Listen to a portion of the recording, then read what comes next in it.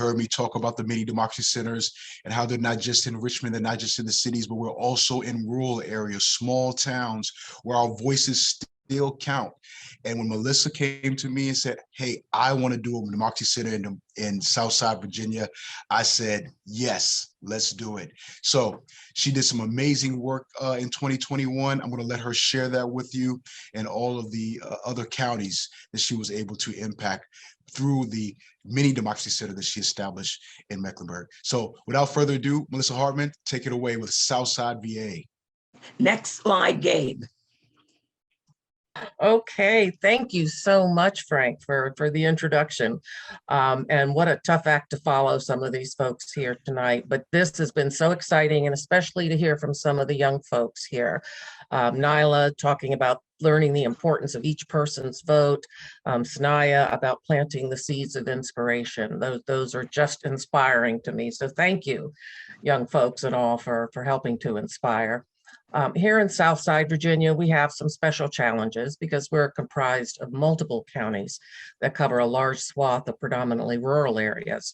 We cover a lot of land, but we also tend to have a lot lower population density, which makes it very difficult to do a lot of the outreach that we need to do to really energize and get correct information to voters when your next neighbor might be several acres away. So some of our areas and counties are still struggling, are economically disadvantaged and depressed, and are struggling to meet some of their basic needs. There's food insecurity that's still high. In my part of the county alone, we had over a 35% increase just this past 2 years during the pandemic in folks that are signing up for food pantry assistance. Our youth are telling us that they feel very disengaged from the process, and they don't feel that their voices are being heard or their concerns being addressed. But we do have politicians that are not representing the needs for all of our community. And our citizens here and across all of Southside Virginia and the state of Virginia and beyond really need to help understand how to get their voices heard, why their right to vote is so critical to being heard, and also to ensure that they know how that they can safely and securely exercise their right to vote. Our Southside Mini Virginia Democracy Center aims to help ensure that all of the voices in our community can be heard and can be listened to. So we've not been in operation for very long yet, but in the counties where we have had a presence during this last election cycle, we've seen anywhere from a 10% to, in some cases, over a 15% increase in the minority voter turnout.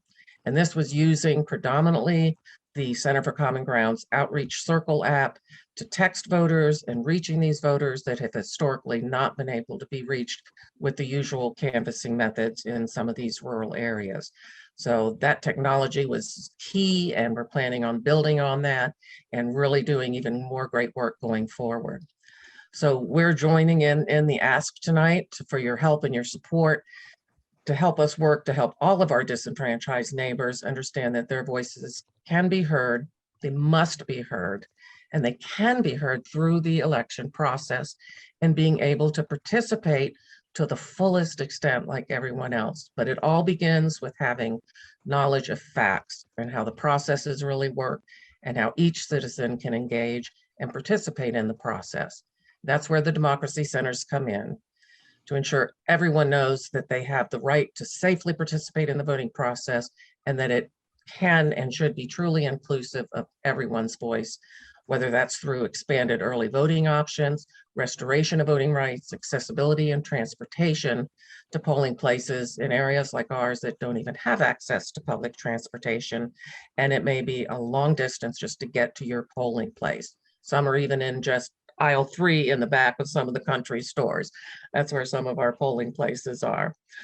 So our plans for Southside Virginia in the coming year, with some of the donations that we hope to be able to get, are to do some of that outreach, provide additional food and personal essentials for those that are still in need, including a lot of the unhoused that we have, communities that we have down here across Southside.